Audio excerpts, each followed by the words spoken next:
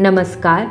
Stories of Bharat में आपका स्वागत है, जहां हम भारत के कोने कोने से वो कहानियां लाते हैं जिनसे आप कुछ नया सीखते हैं।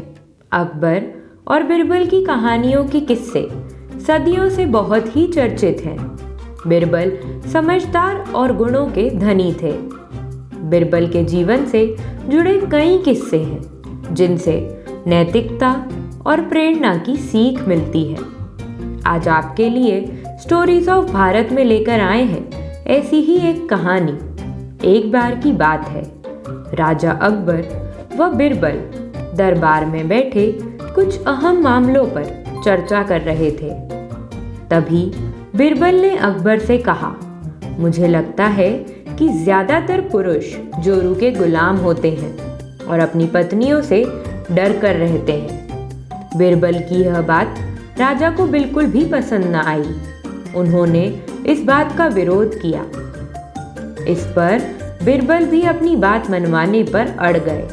उन्होंने राजा से कहा कि वे अपनी बात को सिद्ध कर सकते हैं, मगर इसके लिए राजा को प्रजा के बीच एक आदेश जारी करवाना होगा। वह आदेश यह था कि जिस पुरुष के अपनी पत्नी से डरने की बात सामने आएगी उसे दरबार में एक मुर्गी जमा करानी होगी। राजा बिरबल की इस बात पर तैयार हो गए।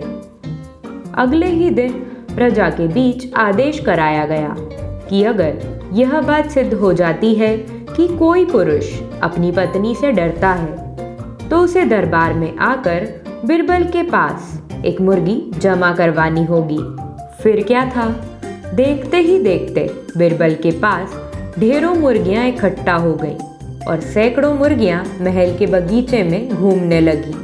अब बिरबल राजा के पास पहुंचे और बोले, महाराज, महल में इतनी मुर्गियां इकट्ठा हो गई हैं कि आप एक मुर्गी खाना खोल सकते हैं, इसलिए अब आप इस आदेश को वापस ले सकते हैं। मगर महाराज ने इस बात को गंभीरता से नहीं लिया और महल में मुर्गियों की संख्या धीरे धीरे और भी ज़्यादा बढ़ने लगी। इतनी अधिक मुर्गियां महल में जमा हो जाने के बाद भी जब राजा अकबर बिरबल की बात से सहमत नहीं हुए तो बिरबल ने अपनी बात सिद्ध करने के लिए एक नया उपाय निकाला। एक दिन बिरबल राजा के पास गए और बोले, महाराज, मैंने सुना है कि पड़ोस के राज्य में एक बहुत ही खूबसूरत राजकुमारी रहती हैं। एक दिन बिरबल राजा के पास गए और बोले, महाराज, मैंने सुना है कि पड़ोस के राज्य में एक बहुत ही खूबसूरत राजकुमारी रहती है।